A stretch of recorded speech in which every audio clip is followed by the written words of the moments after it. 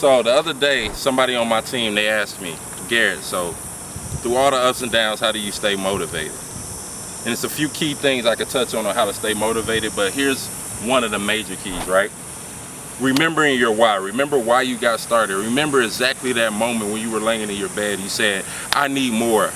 I deserve more. My family deserve more. And got out of bed, looked in the mirror and said, I'm gonna do whatever it takes to get more. That's what got you here in the first place. If you started a business, you already made it through the hard part, making the decision that you want more. Most people, 98% of America, don't even get to this point.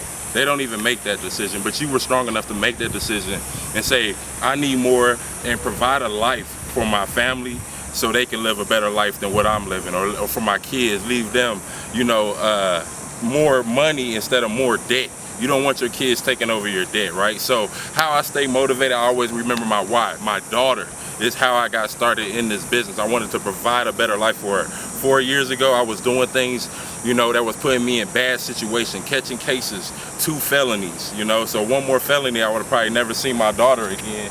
And, so when the guy asked me, how do I stay motivated? I had to tell him, always remember your why. Always remember why you got started. And if a setback is strong enough to make you forget why you got started, you can't tell me a setback is stronger than wanting to become successful to provide for your kids, right? So just always remember why you got started and why you got in this business in the first place, and you'll always stay strong and keep going, stay motivated, and continue to just go through the process of what you know you need to do to become successful. Yes, it'll be hard. Yes, you'll have ups and downs, but as long as you're going through the steps in the process that you see other successful people doing, it's automatic. It's a rule in the world that you'll get exactly what those successful people are getting as long as you're doing the same thing. So in school, they taught you copying is cheating, but in business, you're smart. Let's get it.